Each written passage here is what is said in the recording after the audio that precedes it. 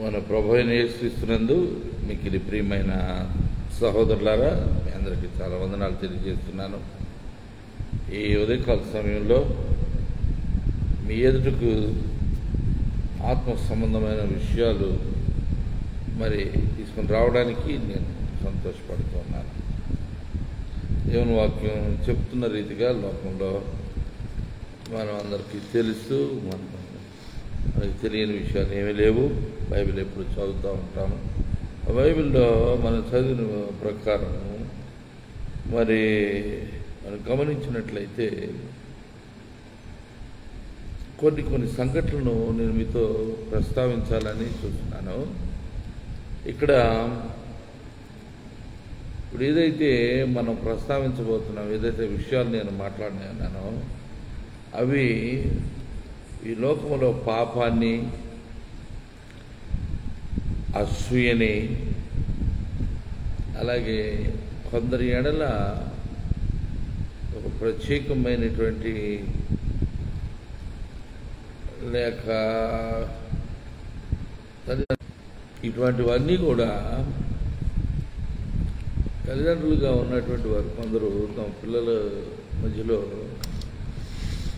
ఒకరి ఎడల ప్రత్యేకమైన అభిమానం లేకపోతే పక్షపాతం పెట్టుకోవడం వల్ల మిగిలిన పిల్లలతో ఏర్పడినటువంటి బాధాకరమైనటువంటి విషయాలు మనం చూస్తూ ఉంటాం. ఏదేమైనా ఆదాము హవ్వలు దేవుని యొక్క చిత్తానికి వ్యతిరేకంగా వారు ఏదెనులో దేవుని విఫలం చేసినప్పుడు, దేవుని మాటను ఉల్లంఘించినప్పుడు జరిగినటువంటి పరిణామాలు హృదయ విదారకమైనవిగా మనం చూస్తూ ఉన్నాం. ఎందుకంటే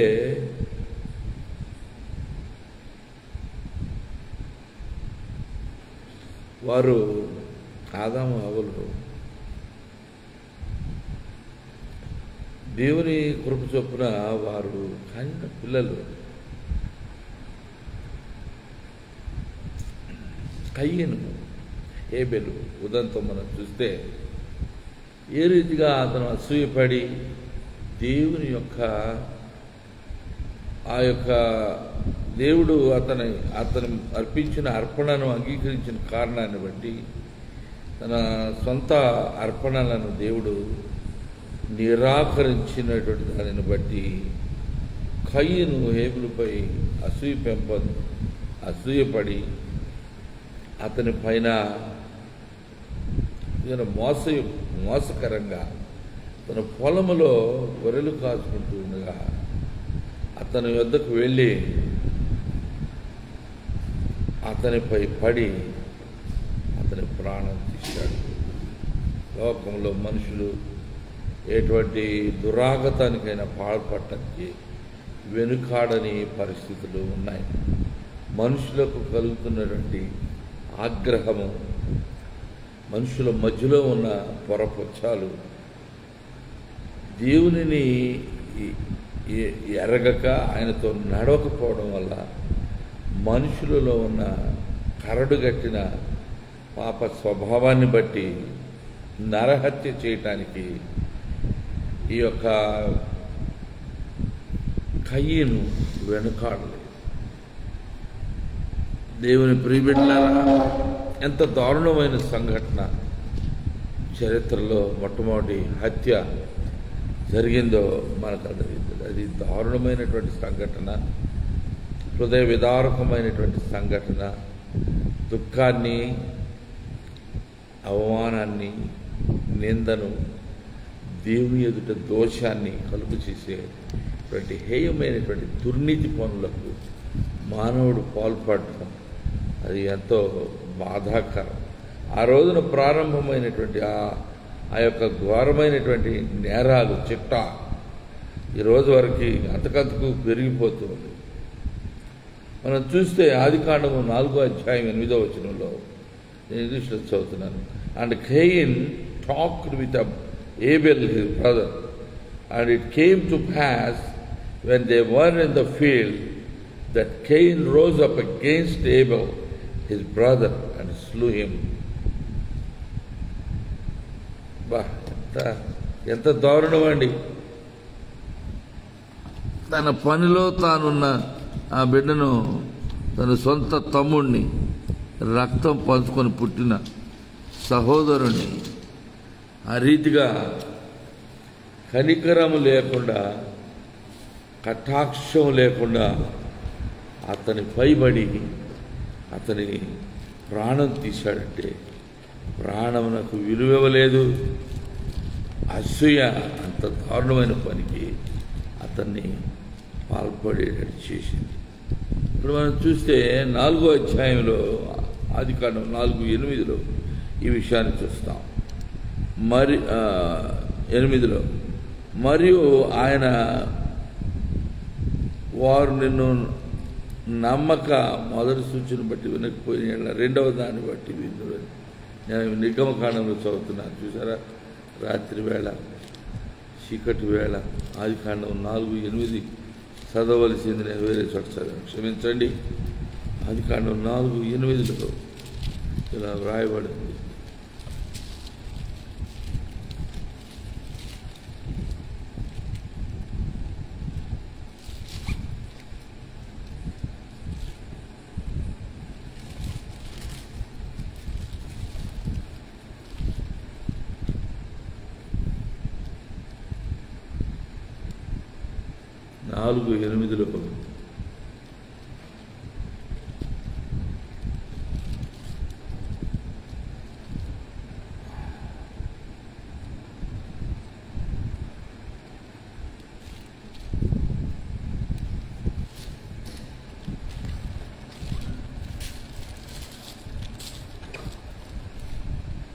చూస్తారు ఎంత ఛాలెంజ్ ఉందో. పర్వాలేదు. 4వ అధ్యాయంలో ఆదాము తన భార్య అయిన హవ్వను కూడినప్పుడు ఆమె గర్భవతి అయి కయీనును కని, యెహోవా దయ వలన నేను ఒక మనిషిని సంపాదించుకున్నానని. తర్వాత ఆమె అతని తమ్ముడకు హేబెలును కని. హేబెలు గొర్రెల కాపరి, కయీను భూమిని తేజపరచువాడు. కొంతకాలమైన తర్వాత కయీను పొలము పంటలో కొంత యెహోవాకు అర్పణగా తెచ్చింది. హేబెలు కూడా తన మందలో తొలుచూలు పుట్టిన వాటిలో క్రొవ్విన వాటిని కొన్ని తెచ్చాను. యెహోవా హేబెలును అతని అర్పణను లక్ష్యపెట్టు, కయీనును అతని అర్పణను ఆయన లక్ష్య పెట్టలేదు. కాబట్టి కయీను మిక్కిలి కోపం వచ్చి అతడు తన ముఖము చిన్నబుచ్చుకొనగా, యెహోవా కయీనుతో, నీకు కోపమేలా? ముఖము చిన్నబుచ్చుకొని ఉన్నావేమి? నీవు సత్క్రియ చేసిన ఎడల తలనెత్తుకొనవా? సత్క్రియ చేయని ఎడల వాకిట పాపము పొంచియుండును. నీ ఎడల దానికి వాంఛ కలుగును, నీవు దానిని ఏలుదు అని. కయీను తన తమ్ముడైన హేబెలుతో మాట్లాడాను. 8వ వచనంలో, వారు పొలములో ఉన్నప్పుడు కయీను తన తమ్ముడైన హేబెలు మీద పడి అతనిని చంపెను. ఇది దారుణమైన విషయం అండి. పిల్లరా, ఈ రోజున ఇలాంటి సంఘటనలు లెక్కకు మిక్కిలిగా జరుగుతున్నాయి. పొద్దున్నే లేస్తే ఏ న్యూస్ పేపర్ చూసినా హత్య, ఘోరమైన నీచమైన పాపము, రక్తం చిందించడము. పోనీ ఎవరో శత్రువులు చంపారంటే అది కాదు, వాళ్ళ కుటుంబ సభ్యులే, సొంత అన్నదమ్ములే. మరి తల్లిదండ్రులను చంపటం, లేకపోతే అన్నదమ్ములను చంపుకోవడం, తోబుట్టువులను చంపుకోవడం, ఆస్తి గొడవల దగ్గర గొడవలు పడి ఒకరినొకరు మట్టు పెట్టుకోవడం, మరణానికి వెనుకాడకుండా కత్తి దూసి, లేకపోతే మరొక ఆయుధంతో, పదునైన ఆయుధంతో మనుషుల్ని చంపివేస్తుంది. అది దారుణం. ఎవరు చేసింది హత్య? సొంత అన్నే తమ్ముడిని చేశాడు. ఇది గమనించుకోవాలి మనం. అంతేకాకుండా ఇష్మాయేలు మరియు ఇస్సాకుల మధ్యలో ఏర్పడినటువంటి ఆ యొక్క ఇరువురు కూడా తల్లులు వేరైనా తండ్రి ఒక్కడే. కానీ ఇక్కడ ముఖ్యమైన కారణము వాగ్దానము చేయబడిన ఇస్సాకు పుట్టిన తర్వాత ఇస్సాకు చిన్నవాడై ఉన్నాడు.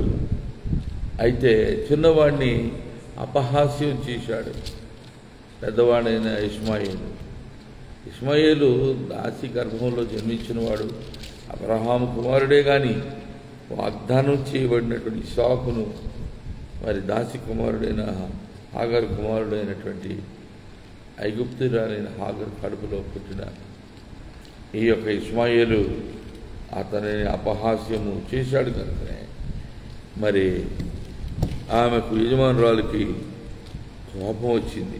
అందుకనే 21వ అధ్యాయం 10వ వచనం ఆదికాండము 21:10.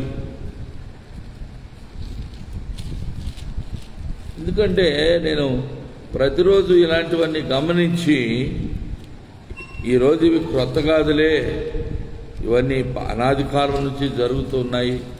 ఎప్పుడైతే మానవుడు పతనమయ్యాడో మరి భారతదేశమే కాకుండా సకల ప్రపంచంలోని ప్రజలందరూ ఈ భూమండలంలో ఉన్న సమస్త మానవ జాతి ఈ తప్పులకు పాల్పడుతూనే ఉన్నారు. 21:10 మనం చూసినట్లయితే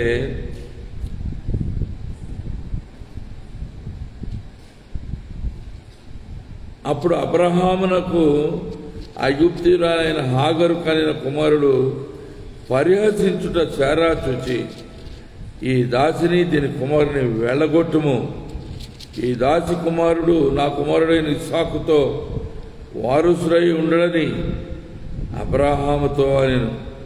అతని కుమారుని బట్టి ఆ మాట అబ్రహామునకు మిక్కిలి దుఃఖము కలుగజేశాడు. అయితే దేవుడు ఈ చిన్నవాణిని బట్టి ఈ దాసిని బట్టి నీవు దుఃఖపడవద్దు, కాగా నీతో చెప్పు, శారా నీతో చెప్పు ప్రతి విషయంలో ఆమె మాట వినుము, ఇస్సాకు వలన అయినదియే నీ సంతానం అనబడును. హల్లెలూయా. దేవుడు ముందుగానే ఎరిగినవాడు. మానవ వైఫల్యము శారా తన భర్తను మరి అతన్ని సలహా ఇచ్చి తానే తన దాసిని అతనికి అప్పగించి ఆమె ద్వారా కలిగిన సంతానము నాదే అవుతుంది కదా అని చెప్పేసి ఆమె ప్రోత్సహించింది. కానీ తదనంతర కాలంలో అబ్రహాము మరి ఇరువురు కుమారుల మధ్యలో ఉన్న వ్యత్యాసం గమనించినట్లయితే అతను పరిహాసం చేయటము, అంతేకాకుండా సమానముగా వారిరువురు అబ్రహాముకు వారసులుగా ఉండడం అనే విషయంలో అక్కడ దేవుడే తన భార్య అయిన శారా మాట వినమని అబ్రహాముకు సెలవిచ్చారు. ప్రియమైన దేవుని బిడ్డలారా, ఈ ఇరువురు మధ్యలో ఆనాడు ఏర్పడినటువంటి ఆ వైరము, ఆనాడు ప్రారంభమైనటువంటి ఈ యుద్ధము వారిరువురు మధ్యలో ఈనేటి వరకు వారి సంతానము మధ్యలో వారి వంశాల మధ్యలో ఈ నేటికి జరుగుతున్నటువంటి ఘోరమైనటువంటి మారణ హోమం, మనుషుల మధ్యలో జరుగుతున్న ఈ పోరాటం మనం చూస్తుంటే సమకాలీన చరిత్రలో బహు భయంకరమైనటువంటి హృదయ విదారకమైనటువంటి పరిస్థితిని మన హృదయానికి వేదన కలిగించేదిగా ఇది ఉందనడంలో ఏ విధమైన సందేహం లేదు. మొట్టమొదటి మనం చూస్తే కయ్యను హేబెలు ఒకే ఒక్క తల్లిగర్భంలో జన్మించిన బిడ్డలే. అది దేవుడు తన తమ్ముడైన హేబెలు యొక్క బలి అర్పణను స్వీకరించాడు. కానీ తాను అర్పించినటువంటి అర్పణను దేవుడు లక్ష్య పెట్టలేదు. అందువలన ప్రియమైన దేవుని బిడ్డలారా, ఇతరులను చూచి అసూయపడటము, తమకు లేవని భావించినవి ఇతరుల వద్ద ఉంటే వారిని చూసి అసూయపడటము, ఎవరైనా వారిని గొప్పవారని భావించినప్పుడు ఎదుటివారు అనేక రకాలుగా బాధపడటము, మేము గొప్పవారము కామా అనుకుంటూ వారు అసూయ చెంది బాధపడి మరి పరస్పర వైరుధ్యాన్ని పెంపొందించుకుంటున్నటువంటి విధానాన్ని మనం చూస్తాం. వారు ఎవరో కాదు, సొంత అన్నదమ్ములు, సొంత కుటుంబంలోని 20 వ్యక్తులు, అతి సమీపస్తులైన వ్యక్తులు, ఒకే తండ్రికి పుట్టిన 20 తల్లుల గర్భంలో పుట్టిన పిల్లలు, మరి ఒకే తల్లిదండ్రులకు పుట్టిన 20 పిల్లలను చూసాం. ఈ విధంగా అన్నదమ్ముల మధ్యలో భయంకరమైనటువంటి హృదయ విదారకమైనటువంటి పోరాటం జరుగుతూ ఉండటం ఈ నేటికి మనం చూస్తున్నాం. ప్రియమైన దేవుని బిడ్డలారా, తన అన్నకు తండ్రి అయిన ఇస్సాకు ఇస్తానని చెప్పినటువంటి ఆ యొక్క ఆశీర్వాదములను లేక వరములను అతను వేటకు వెళ్ళి అది సిద్ధపరిచేలోగానే మరి అతని తమ్ముడైన యాకోబు తల్లి సలహాతో ప్రోత్సాహంతో అతను ఏ విధంగా ఆ ఆశీర్వాదాలని కొలగొట్టాడో పొందాడో, అది దేవుని చిత్తం ఏదో ఉన్నది, కానీ మనుషుల ముందు గ్రహించరు. మరి 27వ అధ్యాయం చూస్తే ఆదికాండంలోనే 27వ అధ్యాయంలో మనం ఆశ్చర్యకరమైన విషయాలు ఇది మీరు ఆలోచన చేస్తారని చెప్తున్నాను. 35వ వచనం 27:35లో దేవుని వాక్యం ఇలా వ్రాయబడింది చూడండి.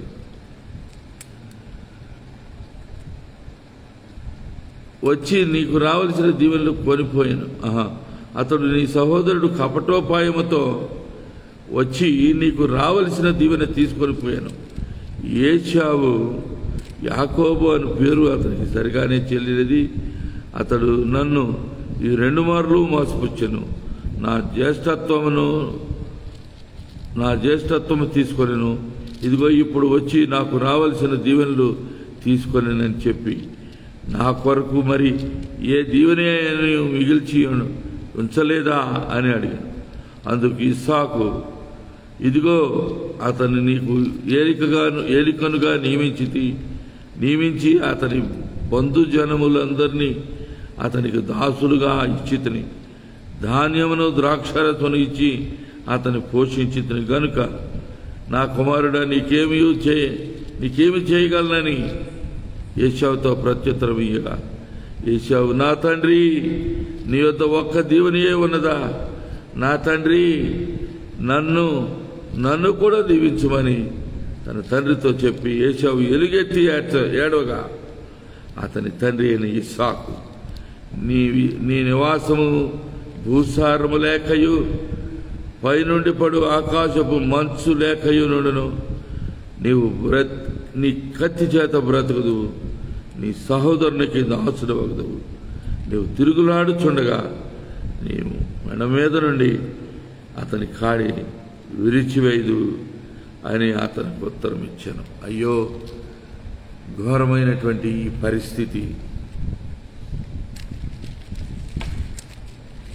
20 మధ్యలో, అన్నదమ్ముల మధ్యలో ఏశావుకు యాకోబుకు ఏర్పడిన ఈ వైరం 41లో మనం చూస్తే తన తండ్రి యాకోబుకి ఇచ్చిన దీవెన నిమిత్తం ఏశావు అతని మీద పగపట్టెను. మరియు ఏశావు, నా తండ్రిని గూర్చిన దుఃఖ దినములు సమీపముగా నున్నవి, అప్పుడు నా తమ్ముడైన యాకోబును చంపేదని అనుకున్నాను. ఎందుకంటే వృద్ధాప్యంలో ఉన్న తండ్రి చనిపోబోతున్నాడు. అతను చనిపోయినప్పుడు అతని తమ్ముడిని అనగా యాకోబును ఏశావు చంపాలని ఉద్దేశించాడు. దేవుని ప్రియ బిడ్డలారా, సొంత అన్నదమ్ముల మధ్యలో హత్య పాతకములు, గంభీరమైనటువంటి యుద్ధ వాతావరణము, తీవ్రమైనటువంటి విభేదము, పోరాటము, కక్ష, పగ, భయంకరమైన స్థితి ఇక్కడ కనిపిస్తూ ఉంది. మరి మనం చూస్తే ప్రియమైన దేవుని బిడ్డలారా, అన్నదమ్ములు మరి ఈర్ష్యపడి తమ సొంత సహోదరుడైన తన తండ్రి కుమారుడైన మరి వారందరూ కూడా వివిధ తల్లుల గర్భంలో జన్మించిన వారైనను వారందరి తండ్రి ఒక్కడే, ఆయన యాకోబు. మరి యోసేపును అతని సొంత సహోదరులే, అన్నలే ఆయన పైన వ్యూహం పన్ని తండ్రి అతన్ని ప్రేమిస్తున్నాడని, అతనికి రంగురంగుల చొక్కాయి పుట్టించాడని, మరి అతని పైన ప్రత్యేకమైన ప్రేమ ఉన్నదని. ఎందుకంటే తమ తల్లి అయిన యాకోబు భార్య అయినటువంటి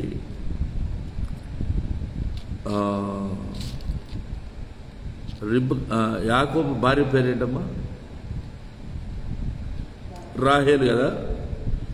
రాహేలు, లియా రాహేలు అనేవారు ఉన్నారు, లియా కుమారులు ఉన్నారు. కానీ రాహేలు కొరకు యాకోబు బహుగా ప్రయాసపడి 7 సంవత్సరములు అదనముగా ఆమె నిమిత్తమై ఊడిగం చేసి తన మామయ్యైన లాబానుకు సేవ చేసి ఆమె కొరకు పాటుపడ్డాడు, ప్రేమించాడు. కానీ ఆమెకు 2 పిల్లలు పుట్టారు. ఆమె ఎక్కువ కాలం జీవించలేదు, ఆమె చనిపోయింది. అందుకని ఆ 2 పిల్లల పట్ల తండ్రి అయిన యాకోబు బాహుగా ఆవేదన చెందాడు. అది కూడా వారికి మిగిలిన పిల్లలకు అసూయగా భరింపనశక్యమైనటువంటి భావనగా అది వారిలో పనిచేసింది. ప్రియమైన దేవుని బిడ్డలారా, సొంత అన్నదమ్ములే, ఒకే తండ్రి పిల్లలే అయినా కూడా దేవుని ఏర్పాటును అనుసరించి జరిగినటువంటి యావత్తు వృత్తాంతంలో 2 వర్గాలని మనం ప్రతి సందర్భంలో చూస్తూ ఉన్నాం. ఈ నేటి దినం వరకు కూడా అదే విధమైనటువంటి పోరాటం మరి కన్నుల ఎదుట సమకాలీన చరిత్రలో మనం చూస్తూ ఉన్నాం. మరి గాజా వారికి, ఇశ్రాయేలు వారికి, మరి చుట్టుప్రక్కల ఉన్నటువంటి వివిధ దేశాల ప్రజలు అబ్రహాము సంతానం మధ్యలో ఘోరమైనటువంటి పోరాటం జరుగుతూ ఉంటుంది. పరస్పరం ద్వేషించుకోవటం. వాగ్దాన కుమారుడైన ఇస్సాకుకు న్యాయబద్ధంగా దేవుడు ఇచ్చినటువంటి ఆధిక్యతను బట్టి అతడు దాన్ని స్వాధీనపరుచుకున్నాడు, స్వతంత్రించుకున్నాడు. కానీ పోరాటం కొనసాగుతూనే ఉంది. దే కెనాట్ బి, ఆ ఇద్దరు కూడా సమాన వారసులు కానేరారు. వాగ్దానం చేయబడిన కుమారుడు, దేవుడు ఇచ్చినటువంటి ఆ కుమారుడు, అతని ప్రత్యేకత అతనికే ఉన్నది. ఈ రోజున మనం చూస్తే దేవుడు అన్యాయస్తుడు కాడు. కానీ వర్తమాన భూత భవిష్యత్ కాలములలో ఏకరీతిగా ఉన్న దేవుడు, అన్ని విషయములు జరగక మునిపే అవన్నీ ఏమిటో ఎరిగిన దేవుడు. ఇస్సాకు సంతానము ద్వారా ఈరోజున భూమండలంలో ఎన్నో ఆశ్చర్యకరమైన కార్యములు చేసి తాను ఆశీర్వదించిన ఆ కుమారుడు, అబ్రహాముకి ఇచ్చిన వాగ్దాన కుమారుడు, వాగ్దాన పుత్రుడు, మరి అతని సంతానం ఈరోజున ఇశ్రాయేలు దేశంలో ఎన్నో ప్రజలకు ఆశీర్వాదకరమైనటువంటి ఇన్వెన్షన్స్, ఎన్నెన్నో నూతనమైన విషయాలు కనిపెట్టి వారు జ్ఞానము గలవారై, వ్యాపార దక్షత గలవారై సకల ప్రపంచంలో ప్రజలందరికీ ఆహారమును, మరి పాడి పంటలను, అతి శ్రేష్టమైనటువంటి ఫలములను, ఎడారిని సస్యశ్యామలం చేసి పండించిన మరి తమ జ్ఞానము చొప్పున దేవుడు అనుగ్రహించిన దీవెన చొప్పున వారు చేస్తూ ఉన్నటువంటి ఆ ఉత్పత్తి, సాధించిన అభివృద్ధి, కేవలం 90 లక్షల జనాభా, 1 కోటి మంది కూడా లేరు పరిపూర్తిగా. అయినా కూడా ఎన్నో లక్షల మంది, కోట్ల మంది ఉన్నటువంటి ప్రజలు వారిని ఎదిరిస్తూ ఉన్నప్పటికి కూడా వారు మొక్కబోని ధైర్యంతో పోరాడి నిలవబడుతూ ఉన్నారు. పోరాటం కొనసాగుతూనే ఉంటుంది. కానీ అంతిమ విజయం దేవుడు తెలియచేసిన రీతిగా తాను ఎవరి పక్షాన ఉన్నాడో వారికి అది అనుగ్రహించబడుతుంది. చూస్తూనే ఉన్నాం. మరి ఆదికాండంలోని 37వ అధ్యాయంలో 18వ వచనాన్ని ఒక పర్యాయం చదువుతాను, మీరు వినండి. ఇక్కడ రాయబడింది, అతడు దగ్గరకు రాకమునుపు వారు దూరము నుండి అతన్ని చూచి అతని చంపుటకు దురాలోచన చేసిరి. వారు, ఇదిగో ఈ కలలు కనువాడు వచ్చుచున్నాడు, వీని చంపి ఇక్కడనున్న ఒక గుంటలో పారవేసి దుష్ట మృగము వీని తినివేసినని చెప్పుదాము, అప్పుడు వీని కలలేమగునో చూతము రండని ఒకరితో ఒకడు మాట్లాడుకున్నది. ఏ వ్యక్తినైతే వారు తండ్రి ప్రేమిస్తున్నాడని, అతనికి ఒక ప్రత్యేకతను ఇస్తున్నాడని, ఎందుకంటే తల్లి అతి యవ్వన ప్రాయంలో మరి తన తమ్ముడు జన్మించే సమయంలోనే యోసేపు యొక్క తమ్ముడు బెన్యామీను పుట్టిన తరుణంలోని తల్లి అతని పుట్టుకలలోనే ఆమె చనిపోయింది కనుక భయంకరమైన దుఃఖం అనుభవించినటువంటి ఆ యొక్క ఇశ్రాయేలుగా పేరు మార్చబడినటువంటి యాకోబు దేవునితో పోరాడి గెలిచినవాడు, జీవితమంతా పోరాటంలోనే గడిపినవాడు, మగసిరి కలిగి దేవునితో పోరాడి నెగ్గినవాడు. నువ్వు నన్ను దీవించనిదే నేను నిన్ను వెళ్ళనివ్వనని చెప్పినవాడు. ఎంత ఆశ్చర్యకరం పిల్లల! ఇరువురు కుమారుల మధ్యలో ఎంత భైరము! అందరి కుమారులతో యోసేపు పట్ల కలలు కనువాడని అతన్ని గేలి చేయడము, అతను కనిన స్వప్నముల భావము వారు కొంతమేర ఎరిగిన వారై దేవుడు అతని కలుగు చేసిన ఆ విశిష్టతను చూచి అది జీర్ణించుకోలేని వారై అసూయతో నిండుకున్న వారై చంపాలని, తండ్రికి అబద్ధం చెప్పాలని, నేరం చేసి తప్పించుకోవాలని వారు ఉద్దేశించారు. అయినా కూడా దేవుడు దాన్ని జరగనివ్వలేదు. వారి ఉద్దేశములను వమ్ము చేశాడు దేవుడు. హల్లెలూయా! మనము దేవుని పక్షమునుంటే, దేవుని చిత్తంలో ఉంటే తప్పక మనము అన్ని దారుణమైన ఉద్దేశాలన్నీ దేవుడు వమ్ము చేసి సొంత ప్రజల వలన కానీ అన్యజనుల వలన కానీ హాని కలగకుండా ఆయన కాపాడుతానని ఆనాడు తన అపోస్తలుడైన సౌలుగా ఉన్న పౌలును ఎలాగున సంరక్షించి పంపించాడు. ఈరోజున బూదిగంతాల వరకు దేవుని దాసురమైన మనలో, దేవుని ఏర్పాట్లో ఉన్న మనం తప్పక ఆయన ఉద్దేశములను, ఆయన నెరవేర్పును, ఆయన ఆశీర్వాదమును మనం స్వతంత్రించుకుంటాం. అయితే అన్నదమ్ముల మధ్యలో వైరము తప్పనిసరిగా ఉన్నది. మరి ఇక్కడ మనం చూస్తే ఇరువురు అక్క చెల్లెండ్రు, యాకోబు భార్యలైనటువంటి పిల్లల కొరకును భర్త యొక్క ప్రేమ కొరకును వారిరువురు పోటీ పడినట్టు, వారిరువురు మధ్యలో వైరం ఏర్పడినట్లు, అసూయ కలహము కలిగినట్లు మనం చూస్తా ఉన్నాం. ఎందుకంటే ఆదికాండంలోనే అనేకమైన విషయాలు, భూమి మీద జరగనై ఉన్న సమస్త విషయాలు కూడా జరగనై ఉన్న వాటి అన్నిటినీ దేవుడు ముందుగానే మన ముందు వాటిని సాక్షాత్కారం చేశారండి. చూశారు 30వ అధ్యాయము, ఆదికాండము 30వ అధ్యాయంలో 1వ వచనంలో మనం చదవగలుగుతాం.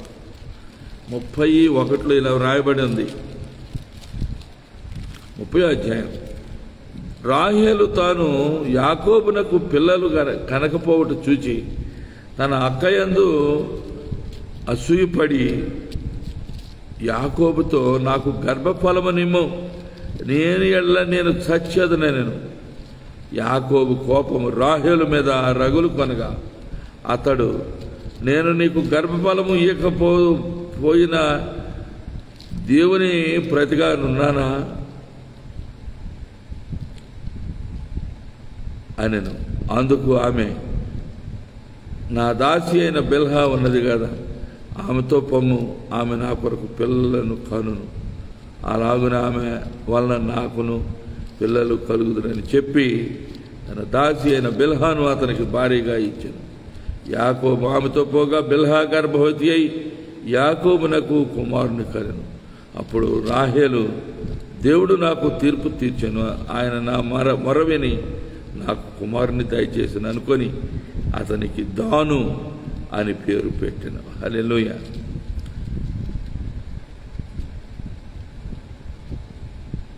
చూస్తారండి, భర్తతో వాదులాడింది. తన అక్క అయిన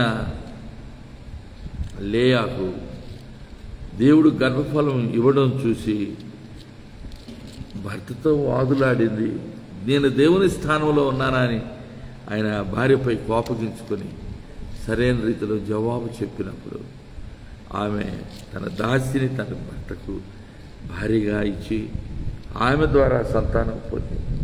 అయితే దేవుని ప్రియ బిడ్డలారా, ఇరువురు అక్క చెల్లెండ్ర మధ్య, సొంత అక్క చెల్లెండ్ర మధ్య ఎంత విభేదము మరి జరిగినటువంటి చరిత్రలో మనం చూస్తున్నాం. గిద్యోను కుమారులైన మరి తండ్రి ఒక్కడే, తల్లులు వేరు. కానీ పాత నిబంధనలో ఇవన్నీ చాలా ఎక్కువగా చూస్తాం. గిద్యోను కుమారులైనటువంటి వారు అధికారం కోసం, ఆధిపత్యం కోసం వారు పోరాడిన పోరాటం, వారి మధ్యలో ఏర్పడిన వైరుధ్యాన్ని మనం చూస్తున్నాం. న్యాయాధిపతులు గ్రంథంలో,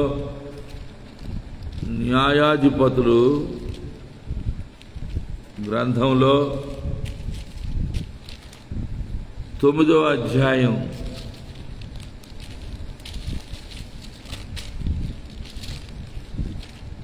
9:5 మనం చూస్తామండి. 9వ అధ్యాయం 5వ వచనంలో ఇక్కడ 9:5 ఓపిక పట్టండి, మీ అవకాశాన్ని బట్టి వినండి. దేవుడు ఎవరో ఒకరు చూసినా నా ప్రయాస ప్రభులో వ్యర్థం కాదని నేను సంతోషిస్తాను. 9వ అధ్యాయము 5వ వచనంలో ఇలా వ్రాయబడినది, తరువాత అతడు ఒఫ్రాలో నున్న తన తండ్రి ఇంటికి పోయి యెరుబ్బయలు కుమారులను తన సహోదరులునైన ఆ 70 మంది మనుషులను ఒక్క రాతి మీద చంపాను. యెరుబ్బయలు చిన్న కుమారుడైన యోతాము మాత్రమే దాగి ఉండి తప్పించుకోలేను. అబ్బా, ఎంత దారుణం. న్యాయాధిపతులు 9వ అధ్యాయము 5వ వచనం, తరువాత అతడు ఒఫ్రాలోనున్న తన తండ్రి ఇంటికి పోయి యెరుబ్బయలు కుమారులను తన సహోదరులునైన ఆ 70 మంది మనుషులను ఒక్క రాతి మీద చంపెను. ఎంత దారుణం చూశారు. ఆధిపత్యం కోసం, అధికారం కోసం, పెత్తనం కోసం ఈ రోజులో జరుగుతున్న ఘోరాలు, నేరాలు అన్నీ కావు పిల్లారా. ఇంత ఘోరమైన స్థితి లోకంలో నెలకొని ఉన్నది. దేవుని ఎరగనందువలన, దేవునితో సహవాసం చేయనందువలన, దేవుని యొక్క సంకల్పము ప్రకారము మనుషులు లేనందువలన, ఆయన అనుగ్రహం పొందనందువలన, దేవునికి ఇష్టము కాని మార్గములలో మానవుడు వైదొలగిపోయినందువలన లోకములో నెలకొనిన ఈ దుష్టత్వం, లోకములో రాకిపోయిన పాపం, అది ఇంతింతై వటుడింతై అన్నట్టు ఒక అదుపు లేకుండా పాపం యొక్క పరిమాణము పెరిగిపోయింది. పరిమాణం అంటే ఎంతో ఎక్కువైపోయింది. అంతేకాకుండా విస్తృతంగా వ్యాపించింది. అంతేకాకుండా ప్రతి హృదయాన్ని కలుషితం చేసింది, ప్రతి వ్యక్తిని పాపిగా చేసింది. పరమ తండ్రి చిత్తానికి వ్యతిరేకంగా మానవుడు తిరుగుబాటు, అపవాదికి లోనై అనంతమైనటువంటి దుఃఖము, పోరాటం, యుద్ధము. ఈ యుద్ధము కొనసాగుతున్నటువంటి యుద్ధం. ఈ యుద్ధము వల్ల అనేక మంది నశించిపోతూ ఉంటారు. ఈ యుద్ధములో మరణము, ఈ యుద్ధము ద్వారా రక్తపాతము, ఈ యుద్ధముల ద్వారా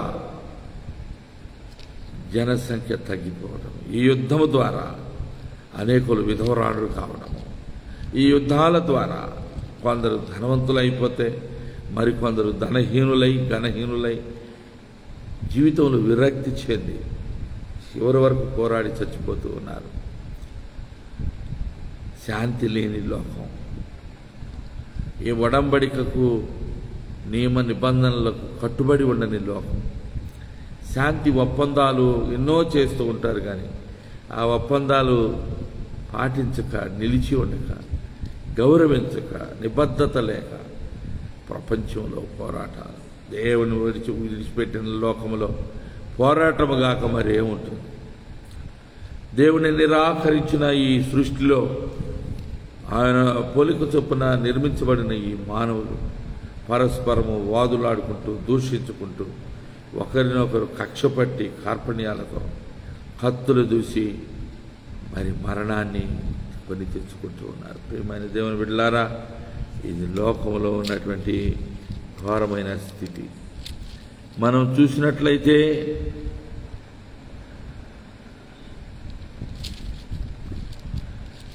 ఈ యెఫ్తా విషయం, అతని సహోదరుల విషయం జరిగిన వృత్తాంతాన్ని మనం చూస్తాం.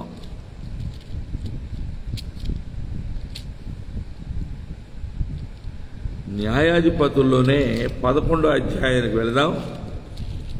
న్యాయాధిపతులు 11వ అధ్యాయము 2వ వచనంలో, సరే మొదటి నుంచి చదువుతున్నాను. గిలాదు వాడైన యెఫ్తా పరాక్రమము గల బలాఢ్యుడు, అతడు వేశ్య కుమారుడు. గిలాదు యెఫ్తాను కనెను. గిలాదు భార్య అతనికి కుమారులను కనగా వారు పెద్దవారై యెఫ్తాతో, నీవు అన్య స్త్రీకి పుట్టినవాడవు గనుక మన తండ్రి ఎట్లా నీకు స్వాస్థ్యం లేదని. యెఫ్తా తన సహోదరుల యొద్ద నుండి పారిపోయి టోబు దేశమున నివసింపగా అల్లరి జనము యెఫ్తా యొద్దకు వచ్చి అతనితో కూడా సంచరించుచుండెను. కొంతకాలమైన తర్వాత అమ్మోనీయులు ఇశ్రాయేలీయులతో యుద్ధము చేయగా అమ్మోనీయులు ఇశ్రాయేలీయులతో యుద్ధము చేసినందున గిలాదు పెద్దలు టోబు దేశములో నుండి యెఫ్తాను రప్పించుటకు పోయి, నీవు వచ్చి మాకు అధిపతివై ఉండుము, అప్పుడు మనము అమ్మోనీయులతో యుద్ధము చేయుదమని యెఫ్తాతో చెప్పారు. అందుకు యెఫ్తా, మీరు నాయందు పగపట్టి నా తండ్రి ఇంట్ల నుండి నన్ను తోలివేసితిరే, ఇప్పుడు మీకు కలిగిన శ్రమలో మీరు నా యొద్దకు రానేలా అని గిలాదు పెద్దలతో చెప్పాను. అప్పుడు గిలాదు పెద్దలు, అందుచేతనే మేము నీ యొద్దకు మళ్ళీ వచ్చితిమి, నీవు మాతో కూడా వచ్చి అమ్మోనీయులతో యుద్ధము చేసిన ఎడల గిలాదు నివాసులైన మా అందరి మీద నీవు అధికారి అవుదవని యెఫ్తాతో అనిరి. అందుకు యెఫ్తా, అమ్మోనీయులతో యుద్ధము చేయుటకును మీరు నన్ను గిలాదును తిరిగి తీసుకొని పోయిన మీదట యెహోవా వారిని నా చేతికి అప్పగించిన ఎడల నేనే మీకు ప్రధానుడనవుదనా అని గిలాదు పెద్దలను అడుగగా, గిలాదు పెద్దలు, నిశ్చయముగా మేము నీ మాట చొప్పున చేయుదుము, యెహోవా మన భయములు మధ్యను మన ఉభయుల మధ్యను సాక్షిగా ఉండును గాక అని యెఫ్తాతో అనిరి. కాబట్టి యెఫ్తా గిలాదు పెద్దలతో కూడా పోయినప్పుడు జనులు తమకు ప్రధానునిగాను అధిపతినిగాను అతన్ని నియమించుకొనిరి. అప్పుడు యెఫ్తా మిస్పాలో యెహోవా సన్నిధిని తన సంగతి అంతయు వినిపించెను. హల్లెలూయా. అబ్బో, చాలా ఆసక్తికరమైనటువంటి సన్నివేశాలు, పాత్రలు, వ్యక్తులు, ఆయా సందర్భాలు, వారు చేసిన యుద్ధాలు, దేవుని కార్యాల యొక్క ఆశ్చర్యకరమైనటువంటి విషయాలు ఎన్నో మనం చూస్తూ ఉన్నాం. ప్రియులారా, ఇట్టి దేవుని కార్యాలు మనం బైబిల్ బాగా చదువుతున్నప్పుడు అవన్నీ బోధపడుతూ ఉంటాయి. ఒక క్రమానుగుణంగా నేను మీతో షేర్ చేస్తున్నాను.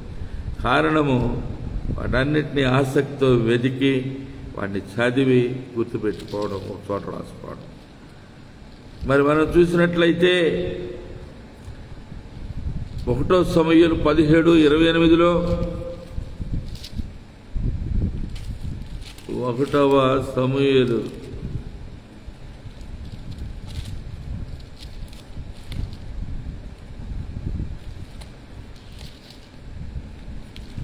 17:28 మరొక విషయాన్ని మనం చూస్తాం. 17:28 ఇక్కడ కూడా మనం ప్రియులారా గమనించినట్లయితే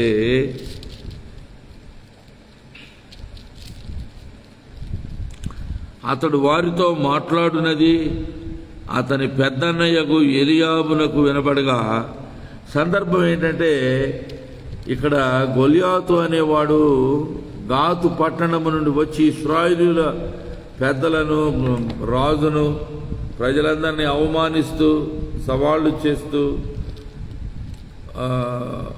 దేవుని ప్రజలను అవమానంగా మాట్లాడుతూ ఉన్నాడు, అతిశయిస్తూ ఉన్నాడు, సవాళ్లు చేస్తూ ఉన్నాడు. ఆ సందర్భంలో దావీదు అక్కడికి తన అన్నలకు ఆహారం ఇవ్వడానికి తండ్రి వాళ్ళ పంపబడిన వాడే వచ్చినప్పుడు విషయాన్ని తెలుసుకున్నప్పుడు అతని పెద్దన్నయ్య అయిన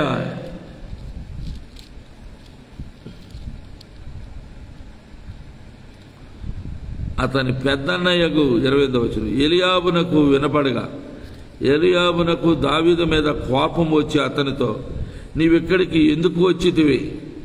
అరణ్యంలోని ఆ చిన్న గొర్రె మందను ఎవరి వశము చేసితివి? నీ గర్వమును నీ హృదయపు చెడుతనమును నేను ఎరుగుదును. యుద్ధము చూచుటకే గదా నీవు వచ్చితివని అనెను. అందుకు దావీదు, నేనేమి చేసితిని? మాట మాత్రము పలికితినని చెప్పి అతని యొద్ద నుండి తొలగి తిరిగి మరి ఒకని ఆ ప్రకారమే అడుగుగా, జనులు వానికి అదే ప్రకారం ప్రత్యుత్తరం ఇచ్చారు. దావీదు చెప్పిన మాటలు నలుగురికి తెలియగా జనులు ఆ సంగతి సౌలుతో తెలియజెప్పరు కనుక అతడు దావీదును పిలువనంపెను. ఈ ఫిలిష్తీయుని బట్టి ఎవరి మనస్సును కృంగ నిమిత్తము లేదు. మీ దాసుడనైన నేను వానితో పోట్లాడుదునని దావీదు సౌలుతో అనగా, సౌలు, ఈ ఫిలిష్తీయుని ఎదుర్కొని వానితో పోట్లాడటకు నీకు బలము చాలదు, నీవు బాలుడవు, వాడు బాల్యము నుండి యుద్ధాభ్యాసం చేసినవాడు అని దావీదుతో అనెను. అందుకు దావీదు సౌలుతో ఇట్లనెను, నీ దాసుడనైన నేను నా తండ్రి యొక్క గొర్రెలను కాయచుండ సింహమును ఎలుగుబంటిను వచ్చి మందలలో నుండి ఒక గొర్రెపిల్లని ఎత్తుకొని పోచుండగా నేను దానిని తరిమి చంపి దాని నోట నుండి ఆ గొర్రెను విడిపించితిని. అది నా మీదికి రాగా దాని గడ్డము పట్టుకొని దానిని కొట్టి చంపితిని. మీ దాసుడనైన నేను ఆ సింహమును ఎలుగుబంటిని చంపితనే జీవము గల దేవుని సైన్యములను తిరస్కరించు ఈ సున్నతి లేని ఫిలిష్తీయుడును వాటిలో ఒకదాని వలె అగుననియు, సమూహం యొక్క బలము నుండి ఎలుగుబంటి యొక్క బలము నుండి నన్ను రక్షించిన యెహోవా ఈ ఫిలిష్తీయుని చేతిలో నుండి కూడాను నన్ను విడిపించునని చెప్పాను. అందుకు సౌలు, పొమ్ము, యెహోవా నీకు తోడుగా నుండునుగా కానీ దావీదుతో అనెను. హల్లెలూయా. ప్రియమైన దేవుని బిడ్డలారా, ఇక్కడ మనం గమనించినట్లయితే దావీదు యొక్క పెద్దన్నయ్య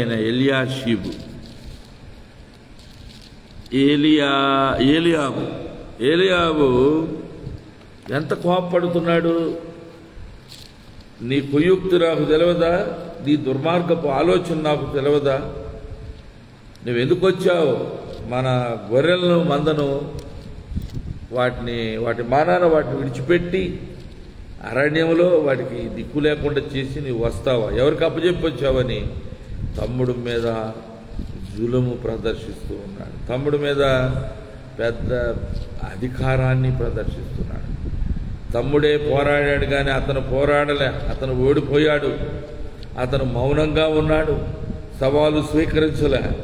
సున్నతి లేని ఫిలిష్తీయుడు వీడెవడు? ఆ రెండు ఎలుగుబంటిని సింహమును చంపిన నేను నా గొర్రెల కోసం వాటిని చంపాను, పోరాడాను, నాకు అనుభవం ఉన్నది. వాటిలో ఒకటి అవుతాడు వీడు. వీడెంత యుద్ధాభ్యాసం చేసినా బాల్యం నుండి వాడు చేసిన కసరత్తులు పనికిరావు. హల్లెలూయా. శత్రువు ఎంత గొప్పవాడైనా ఏ అనుభవం లేని విశ్వాసి అయిన ఒక వ్యక్తి దేవుని కృప చేత పోరాడి గెలవగలడు. హల్లెలూయా. అయితే ఇక్కడ మనం చూసిన విషయం ఏంటంటే, ఇక్కడ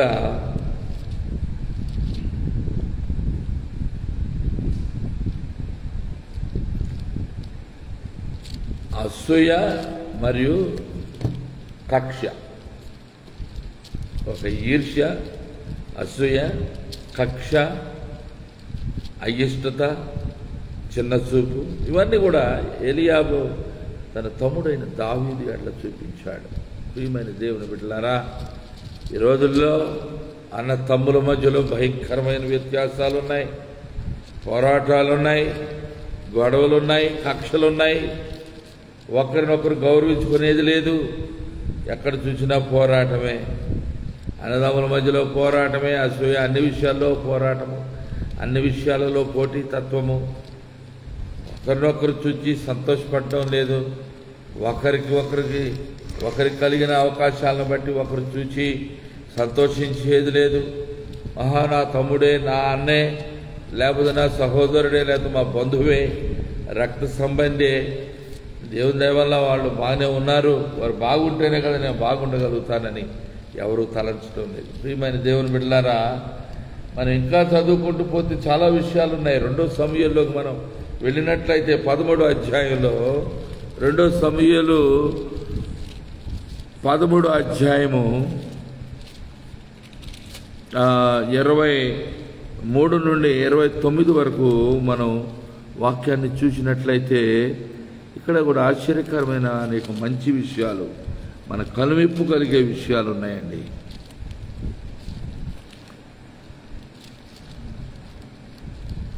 రెండో సమూయేలు 13వ అధ్యాయము 23 నుండి చదువుతున్నాను.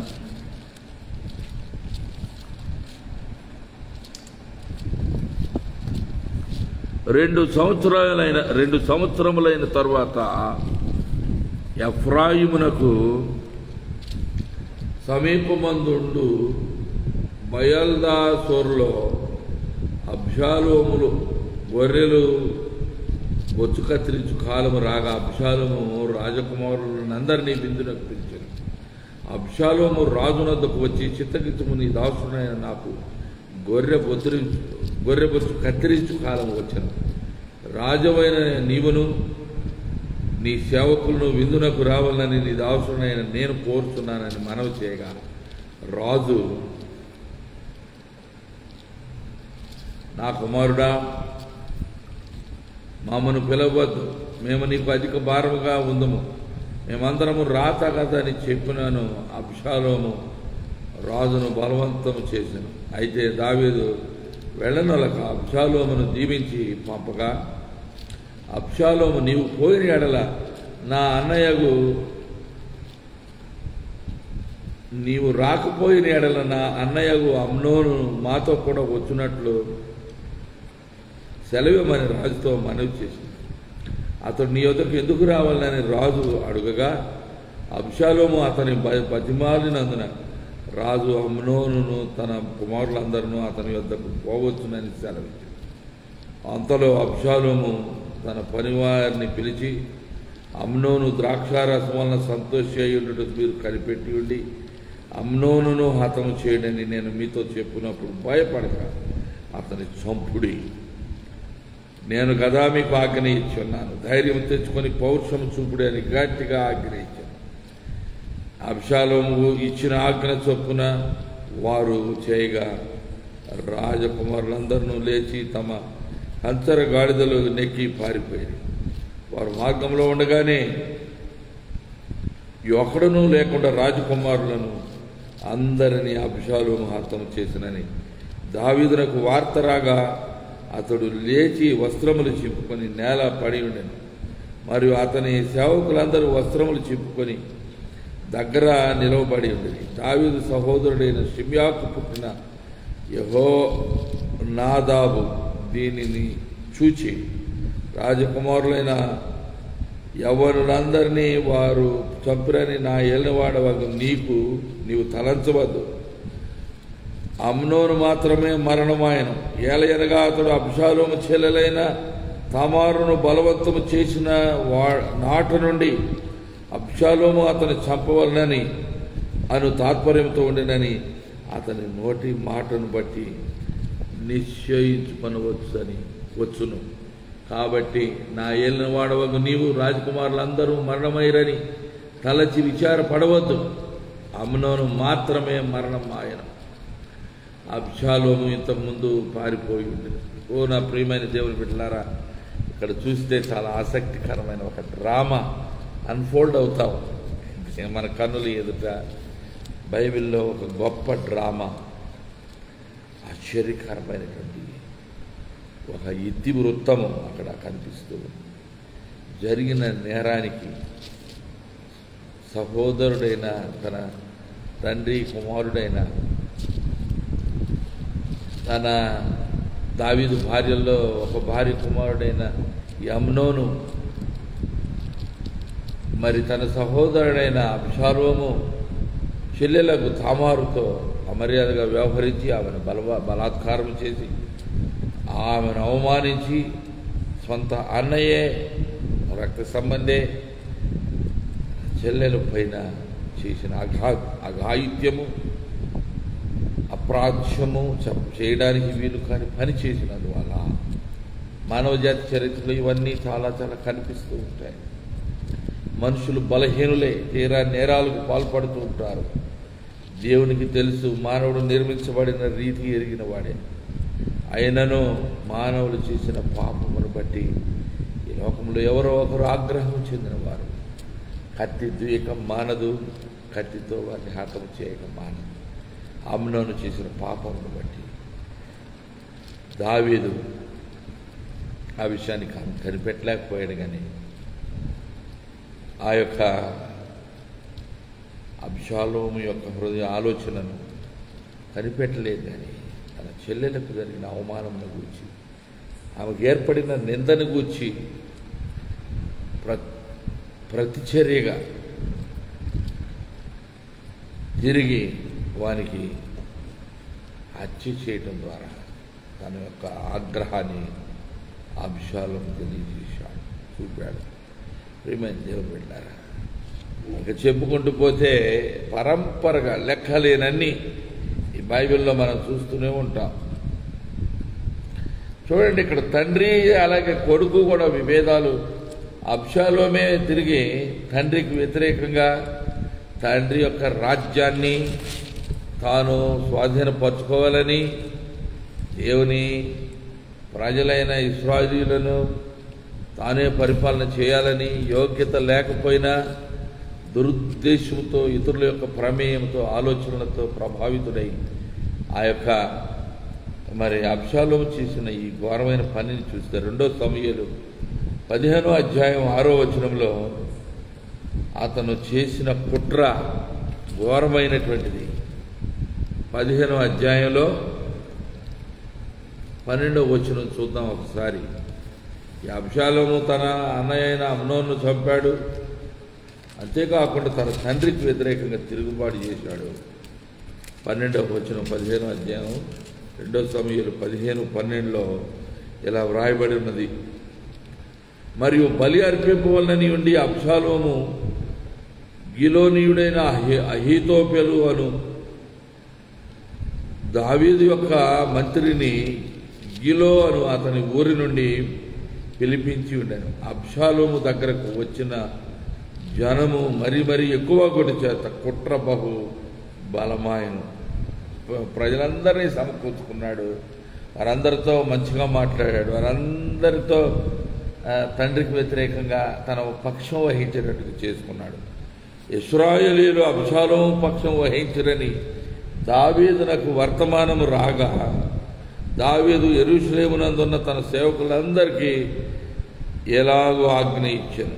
అబ్షాలోము చేతుల నుండి మనం తప్పించుకొని రక్షణ నొందలేము, మనము పారిపోదాము రండి. అతడు హఠాత్తుగా వచ్చి మనను పట్టుకొనినను మనకు కీడు చేయకను పట్టణమును కత్తివాత హతము చేయకను ఉండునట్లు మనము త్వరగా వెళ్ళిపోదాము రండి. అందుకు రాజు సేవకులు ఇలాగూ మనవి చేసిరి, చిత్తగించము, నీ దాసులమైన మేము మా ఏలినవాడవును రాజువునకు నీవు సెలవిచ్చినట్లు చేయుటకు సిద్ధంగానున్నాము. అప్పుడు రాజు నగరిని కనిపెట్టుటకై ఉపపత్నులను 10 మందిని ఉంచిన మీదట తన ఇంటి వారిని అందరినీ వెంట పెట్టుకొని కాలినడకను బయలుదేరి రాజును అతని ఇంటి వారును బయలుదేరి బెత్బెర్హాకు వచ్చి బస చేసిరి. అతని సేవకులందరూ అతని ఇరుపార్శ్వముల నడిచిరి. కెరేతీయులందరూ గాతు నుండి వచ్చిన 600 మంది గిత్తీయులను రాజునకు ముందుగా నడుచుచుండిరి. రాజు గిత్తీయుడకు ఇత్తయిని కనుగొని, నీవు నివాస స్థలము కోరు పరదేశమై ఉన్నావు, నీవెందుకు మాతో కూడా వచ్చున్నావు? నీవు తిరిగి పోయి రాజున్న స్థలమున ఉండుము. నిన్ననే వచ్చిన నీకు ఎక్కడికి పోవుదుమో తెలియకపోయి ఉన్న మాతో కూడా ఈ తిరుగులాట ఎందుకు? నీవు తిరిగి నీ సహోదరులను తోడుకొని పోము, కృపాసత్యములు నీకు తోడుగా ఉండును దాకా అని చెప్పగా, ఇత్తయి, నేను చచ్చినను బ్రతికినను యెహోవా జీవము తోడు, నా ఏలినవాడవును రాజువునకు నీ జీవము తోడు. ఏ స్థలమందు నా ఏలినవాడవును రాజువునకు నీ ఉందువో ఆ స్థలమందే నీ దాసుడనైన నేనుందనని రాజుతో మనవి చేశాను. అందుకు దావీదు, అలాగైతే నీవు రావచ్చునని ఇత్తయితో సెలవిచ్చాను గనుక గిత్తీయుడగు ఇత్తయియును అతని వారసుడు వారందరూ అతని కుటుంబీకులందరూ సాగిపోయి వారు సాగిపోచుండగా జనులందరూ బహుగా ఏడ్చుచుండిరి. ఈ ప్రకారము వారందరూ రాజుతో కూడా కిద్రోను వాగు దాటి అరణ్య మార్గమున ప్రయాణమైపోయారు. ప్రియమైన దేవుని బిడ్డలారా, ఇక్కడ చూస్తే ఇది ఘోరమైన, అవమానకరమైన, నీచమైన ఒక సంఘటన. తండ్రికిని తాను మిక్కిలిగా ప్రేమించిన కుమారునికి మధ్య ఏర్పడిన వైరుధ్యము, ఇది సాతాను సంబంధమైన పోరాటము. ఆ కుమారుడేమో బ్రతకలేదు, తండ్రికి విరోధంగా నిలిచిన వారు బ్రతకరు, బాగుపడరు. తండ్రి చిత్తాన్ని ఎరగకుండా తండ్రి కుమారుని ముద్దు పెట్టుకోమని చెప్తూ ఉంటే కుమారుని ముద్దు పెట్టకనకుండా, ఆయన పాదమును ఆశ్రయించకుండా, ప్రభు అయిన యేసును వెంబడించకుండా, ఆయన వాక్యమును గౌరవించకుండా, ఆయన నామంలో విశ్వాసం లేకుండా ఎవరునూ ఈ లోకంలో జీవించడం అసాధ్యం. నా ప్రియమైన దేవుని బిడ్డలారా, ఆశ్చర్యకరమైన ఎన్నెన్నో విషయాలు ఉన్నాయి. మనం బైబిల్లో చూసినట్లయితే ఉదాహరణకు సింహాసనం కొరకు పోరాటాలు అధికంగా ఉన్నాయి. మరి మనం చెప్పుకుంటే 1 రాజులు 1వ అధ్యాయం 5వ వచనంలో అదోనియా హగ్గీతు కుమారుడు తను తానే హెచ్చించుకున్నాడు, నేనే రాజును అవుతాను అనుకున్నాడు. మరి ఆ విధంగా చివరికి అక్కడ జరిగిన విషయంలో ఓడిపోయాడు, ప్రాణం పోగొట్టుకున్నాడు. దేవుని ప్రియ బిడ్డలారా, యేసు ప్రభు వారికి కొత్త నిబంధనలో మనం చూస్తే ఆయన సహోదరులైన వారికి ప్రభు యేసు క్రీస్తు మీద అవిశ్వాసము, ఆయన ఎవరో, ఆయన వ్యక్తిత్వం ఏమిటో, ఆయన విశిష్టత ఏమిటో తెలియని స్థితి వలన ఆయనను అర్థం చేసుకోలేదు. తన సహోదరులే, సొంత ఇంటివారే, తన తల్లి కనిన పిల్లలే, తను అందరికంటే పెద్దవాడుగా తల్లి గర్భంలో పుట్టినప్పటికీ తన తర్వాత జన్మించిన పిల్లలు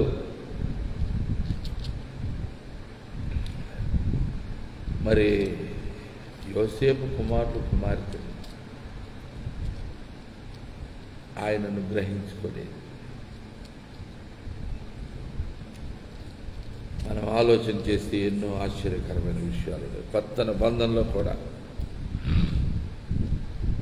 మనం చూసే యోహాను సువార్త 7వ అధ్యాయంలో తన సొంత సహోదరులే ఆయన విశ్వసించలేదని యోహాను 7:5 చదువుతాం. యోహాను సువార్తలో సాక్షాత్తు దేవుని కుమారుడు దేవుడే ఆశ్చర్యకరమైన రీతిలో తమ తల్లి అయిన మరియ గర్భంలోనే జన్మించిన తమ అన్న అయిన యేసును, పెద్దన్నగా ఉన్న యేసును వారు విశ్వసించలేదు. యోహాను సువార్త 7:5 ఇది దొరకటం అది తీయటం కష్టమే కాదు, నేను తీస్తున్నాను. కొన్ని పర్యాయాలు సహోదరులు ఉన్నప్పుడు వారి మీద పెడుతుంటాను, కానీ ఇప్పుడు ఎవరూ లేరు. నేనే మీకు తీయాలి, చదవాలి, వినిపించాలి. యోహాను సువార్త 7వ అధ్యాయం 7వ అధ్యాయంలో 5వ వచనం ఉంది. ఇక్కడ 5వ వచనంలో ఏమని వ్రాయబడిందంటే, ఆయన సహోదరులైనను ఆయన యందు విశ్వాసం ఉంచలేదు. అబ్బా, ఆయన సొంత సహోదరులు తల్లి గర్భమున పుట్టిన వారు యేసునందు విశ్వాసం ఉంచలేదు. ఇక్కడ కూడా వైరమే ఒక రకంగా లోకస్తులకి దేవుని సంబంధులకి కుమారుడైన క్రీస్తుకు వారికి విశ్వాసం లేనందువల్ల అవిశ్వాసులై లోకస్తుల వలె వారు ఉన్నారు, బయట వారి వలె వారు ఉన్నారు. ఆయన సహోదరులైనను ఆయన ఏదో విశ్వాసం ఉంచలేదు. యేసు నా సమయం ఇంకా రాలేదు, ఇక నువ్వు రాలేదు, మీ సమయం ఎల్లప్పుడూ నువ్వు సిద్ధముగానే ఉన్నది.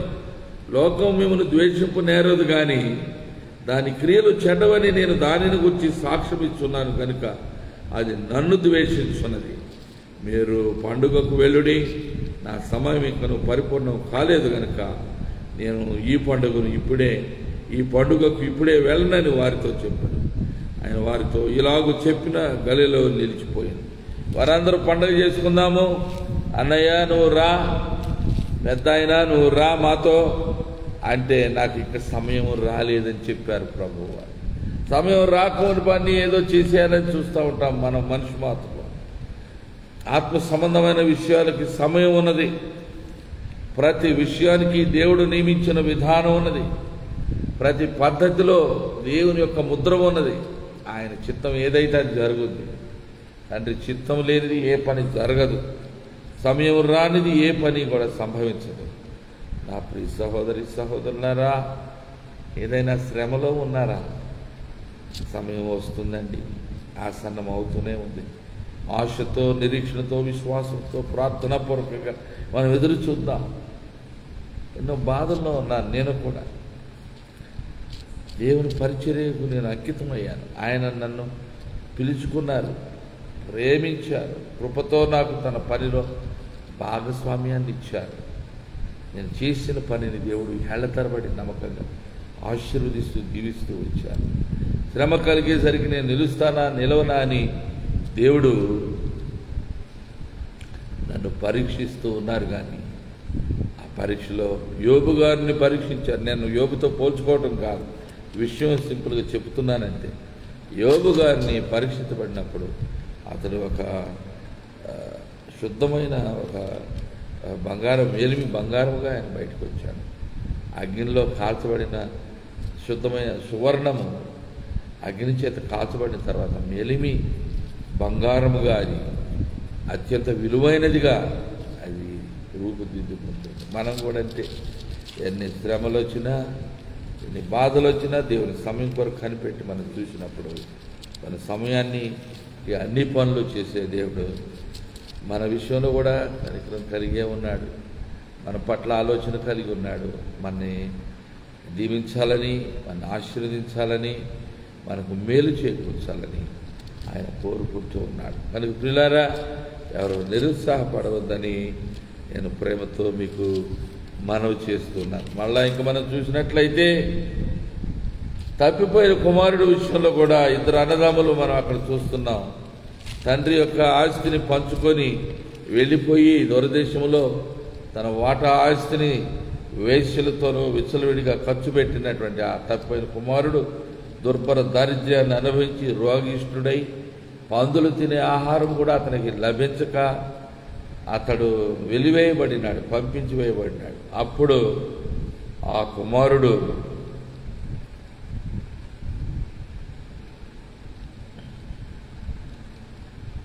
వచ్చినప్పుడు తండ్రి చేస్తున్న గొప్ప విందు మనకు తెలుసు.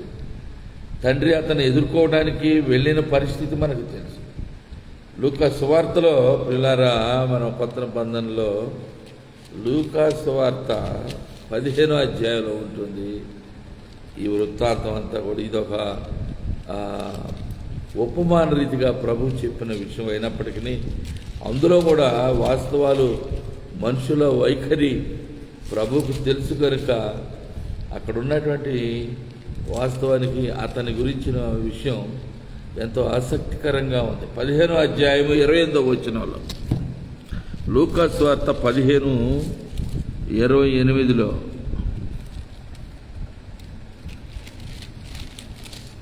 తీసి చదవడం కొంచెం ఇబ్బంది అవుతుంది, కానీ మీరు వినండి జాగ్రత్తగా.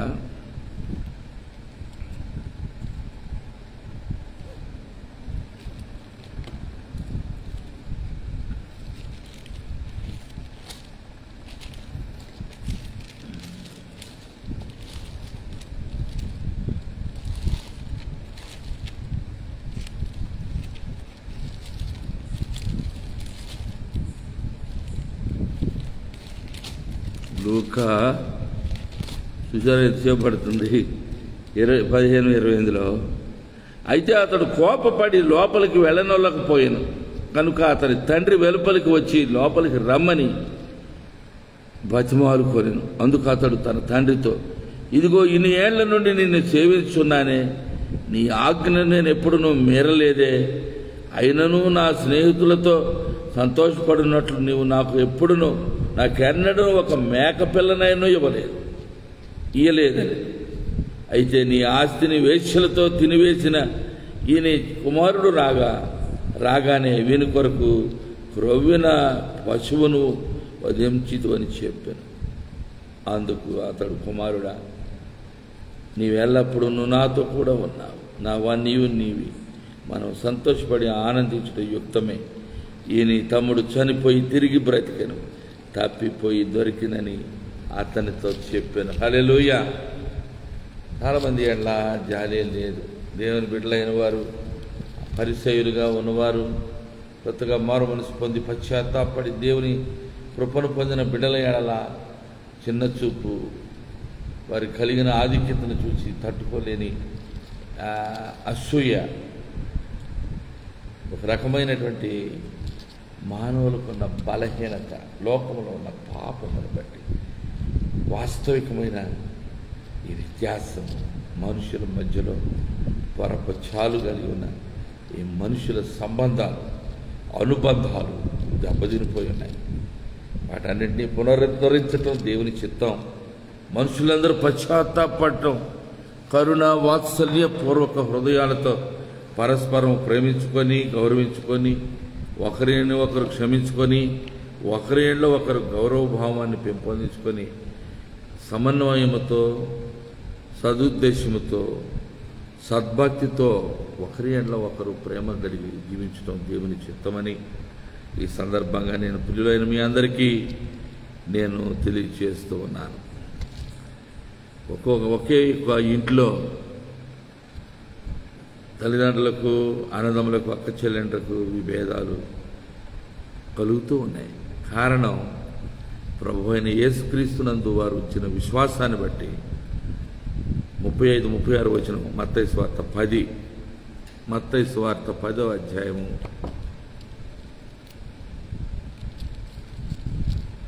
మత్తయి సువార్త 10వ అధ్యాయము 35, 36 వచనాల్లో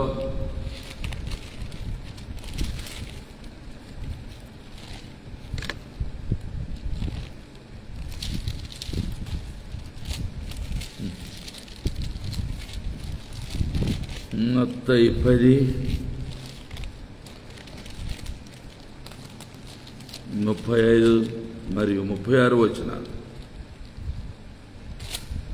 చూడండి. నేను చదువుతున్నాను, వినండి. నేను భూమి మీదకి సమాధానమును పంపవచ్చినని మీరు తలంచుకుడి, ఖడ్గమనే గాని సమాధానము పంపుటకు నేను రాలేదు. ఒక మనుషునికి వాని తండ్రికిని, కుమార్తెకును ఆమె తల్లికిని, కోడలికిని ఆమె అత్తకును విరోధము పెట్టవచ్చింది. ఒక మనుషుని ఇంటివారే అతనికి శత్రువులగుదురని అక్షరాల దేవుడే తన పరిశుద్ధ లేఖనంలో రాయించిన విషయాలు తెలియక చాలా సందర్భాలలో ఎందుకు నేను ఎంత ప్రేమ కలిగి ఉంటే వారు గ్రహించుకోలేదని వాపోతూ ఉంటారు మనుషులు. మనం ఎంత ప్రేమ కలిగి ఉన్నామని ఉంటుంది. పాపమునకు అమ్మబడిన మనుషులు, అపవాది చేత శోధింపబడుతున్న మనుషులు, నిరంతరము అబద్ధములనే వింటూ పలుకుతూ ఆలోచిస్తూ ఉన్న మనుషులు. మరి ఇక్కడ చూడండి, ప్రభు ఏమని చెప్పారు?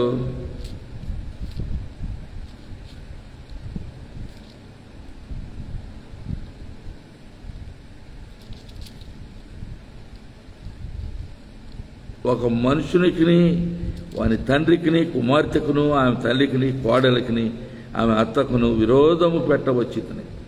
ఒక మనుషుని ఇంటి వారే, చూడండి, ఇది బాగా ఆలోచన చేసుకోవాల్సిన విషయం. లేఖనమే రాయబడే ఉన్నది. ఒక మనుషుని ఇంటివారే అతనికి శత్రువులగుదురు.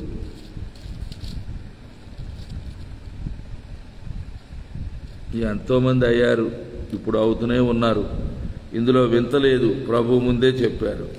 తర్వాత చాలామంది దేవుని బిడ్డలమని చెప్పుకుంటూనే విరోధం, దేవుని భక్తులమని చెప్పుకుంటూనే పెద్ద పెద్ద ప్రసంగాలు చేసుకుంటూనే భూమి మీద పెద్ద పెద్ద వేదికల మీద అనర్గళమైన ఉపన్యాసాలు చేసి వస్తారు. ఇంటికి వచ్చేసి అన్నదమ్ములతో ఎవరితో ఒకరితో గొడవ, కక్ష, కొట్లాట, ఈర్ష్య, రాజకీయము, ప్రాబల్యం కోసం, పేరు కోసం, ప్రఖ్యాతి కోసం, ద్రవ్యం కోసం. అబ్బో, లోకంలో జరుగుతున్న విషయాలు మామూలు విషయాలు కాదండి. ఇవన్నీ కూడా చూసి ఆశ్చర్యం ఏమి అనిపించట్లా ఇప్పుడు నాకు. ఎందుకంటే లోకం వింతైనటువంటిది. ఇక్కడ దురాత్మ విజృంభించి అనేకులను వంచిస్తున్న లోకం. సమయం ఇక రాకమునుపు ఏమీ కూడా మన వాస్తవికతలో పరిపూర్ణంగా మనం తెలుసుకోగలగటానికి ఇంకా సమయం చాలా ఉంది. మన స్వానుభవంలో వచ్చినప్పుడు ఓహో ఇదా, ఇలా ఉందా అని మనం తెలుసుకొని ఆశ్చర్యపోతూ ఉంటాం. మన వంతు అవుతుంది. అందువల్ల ప్రియమైన దేవుని బిడ్డలారా, పోరాటమును ప్రభు చెప్పిన మాటలను గ్రహించుకుంటే ఇది విశ్వాసానికి సంబంధించినది. యేసయ్య నమ్ముకున్న బిడ్డలకి, నమ్ముకోని వారికి పోరాటం ఉంటుంది. అవిశ్వాసులకి విశ్వాసం పొత్తుండదు. లోకస్తులకి ప్రభు బిడ్డలకి పోరాటం. వెలుగు సంబంధులకు చీకటి సంబంధులకు వైరము తప్పదు. అపవాది సంబంధులకును జీవం కలిగిన దేవుని కుమారుడైన క్రీస్తు సంబంధులకును వైరము తప్పదు. దయచేసి సమయం చాలా తీసుకొని నేను మాట్లాడాను. మీరు దీన్ని కొందరు వింటారని నమ్ముతున్నాను. ఓపిక ఉన్నవారు అందరూ వినండి. లేకపోయినా కూడా 2-3 పర్యాలుగైనా వినండి. అవకాశం ఉంటే వినండి.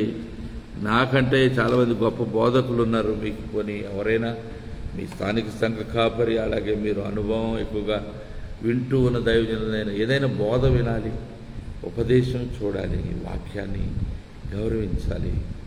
మరి మీకు ఇష్టమైనట్లయితే, విని ఉన్నట్లయితే, ఎంతో కొంత మేర ఇది మీకు ప్రయోజనకరంగా ఉన్నట్లయితే కామెంట్ చేయండి. ఇది ఎలా ఉన్నది, ఇది మీకు ఏ విధంగా ప్రయోజనకరంగా ఉన్నది, లేకపోతే ఇంకా ఏ విషయాల్లో దేవుని మాటలు మీరు వినాలని కోరుకుంటున్నారు చెప్పచ్చు. మీరు ఇతరులతో షేర్ చేయొచ్చు. నేను ఎవరితో పోటీలో లేను. మా స్థానిక సంఘము, అలాగే దేవుడు నాకు ఇచ్చిన 50 సంఘాల్లో, వందలాది సంఘాల్లో నేను అధ్యక్షుడిగా ఉండి నా యొక్క ఆధ్వర్యంలో వందలాది గ్రామాల్లో సేవ జరుగుతూ ఉంది. 50 మంది సేవకులు 4 రాష్ట్రాల్లో ఉన్నారు. నేను అన్ని స్థలాలకు వెళ్ళి సువార్త చెప్పి వస్తూ ఉంటాను. అప్పుడప్పుడు ప్రభు అవకాశం ఇచ్చిన కొలది. నాది చాలా చిన్ని సంఘము, సొంత గ్రామంలో. అయినను నా పని నాకు పెద్ద మందిరం లేనందువల్ల పట్టణంలో పెద్ద ఎత్తున నేను చేయలేకపోయాను. తర్వాత నాకు స్వయం కృషితో బ్రతుకుతూ చిన్ని చితక పనులు చేసుకుంటూ అర్రకొర్ర ఆదాయంతో కుటుంబాన్ని పోషించుకుంటూ ఉన్నటువంటి వాడిని. నాకు దేవుని బిడ్డల ద్వారా ఇవ్వబడిన ద్రవ్యం అంతా కూడా పెద్ద ఎత్తున సభలు, సమావేశాలు, తోటి సహోదరులకు శిక్షణ ఇవ్వటంలో, ఆపదలో ఉన్న వారికి ఆదుకోవడంలో, మందిరాల నిర్మాణం చేపడుతున్నప్పుడు వారికి సహాయ సహకారాలు అందించడంలో, ఇలా నేను చాలా పనులు చేశాను. ఆ ద్రవ్యం అంతా కూడా దేవుడు ఆశీర్వదించి అది తన పని కొరకు వినియోగించుకున్నాను. నేను అక్రమంగా సంపాదించింది ఏమీ లేదు, సంపాదించలేను. కష్టపడితే కూడా ఏమీ రాదు. జీవనోపాధి, ఆహారం, వస్త్రం కలిగిన వారు తృప్తి పొంది ఉంటున్నాం. పాతతో సాతతో 15, 12, 13 ఏళ్ళుగా ఉన్న ఒక పాత కారుని వాడుతూ ఉన్నాను. దానిలో డీజిల్ పోసుకుంటానికి కూడా ఒకసారి స్ట్రగుల్ అవుతున్నాను. ఎన్నెన్నో యేసయ్య నామమును బట్టి శ్రమలు కలిగినా సంతోషంతో వాటిని భరించుకుంటున్నాను. నేను, నాతో పాటు మరికొందరు 4 సహోదరులు. ఈ విషయాలు ప్రార్థన చేయండి. నేను అన్ని విషయాలు మీకు వివరంగా చెప్పడానికి సరైన పద్ధతి కాదు. కొన్ని విషయాలు మరి న్యాయస్థానాల్లో ఉన్నాయి. యేసు నిమిత్తం మేము శ్రమ పడుతున్నాము. యేసయ్య నిమిత్తం నిందను, అవమానమును, బాధలను, శ్రమను అనుభవిస్తున్నాము. యేసయ్యను నమ్ముకునే సువార్త ప్రకటిస్తున్నందువల్ల నేరాలు మోపబడి చేయని నేరాలు ఎన్నడూ అవి వాస్తవంలే, ఆరోపణలన్నీ సరైనవి అని ఎన్నడూ రుజువే కాలేదు. తప్పుడు ఆరోపణలు చేశారు, ఆయన రుజువు కాలేదు. యేసయ్యకి మహిమ కలుగును గాక. దేవుని బిడ్డలందరూ కూడా సంతోషంతో సేవ చేయండి. శత్రువులు ఎవరైతే భావించుకుంటారో వారిని క్షమించమని ప్రార్థన చేద్దాం. మన హింసించే వారి కొరకు ప్రార్థన చేద్దాం. మన బాధలు పెట్టిన వారి కొరకు. యేసయ్య తనను చంపుతానికి ఇబ్బందులు పెట్టిన వారిని, హింసిస్తున్న వారిని కూడా తండ్రి వీరేమి చేస్తున్నారు, వీరు ఎరుగారు కనుక వీరు క్షమించమని చెప్పినట్లుగా మనం కూడా అంత సంసిద్ధత లేకపోతే ఈ భూమి మీద ఆయన నిజమైన శిష్యులుగా వెంబడించి ఆయన దాసులుగా ఉండలేమని తెలియజేస్తూ మీరందరూ ప్రార్థన కోరుకుంటూ తప్పక మా నిమిత్తము మా చిన్ని పరిచయకు ప్రార్థన చేయాలని, మీకు ఏమైనా ప్రార్థనలు ఉంటే ఈ ఫేస్బుక్ ద్వారా వాట్సాప్ నంబరు, అదే నంబరు ఉన్నది, దానిలో మీరు నాకు వాట్సాప్ చేసినట్లయితే నేను తప్పక మీకు జవాబిస్తాను, ప్రార్థన చేస్తాను. నేనేం గొప్పవాడిని కాదు, కానీ సీదా సాదా మనిషిని, మీ సహోదరుని.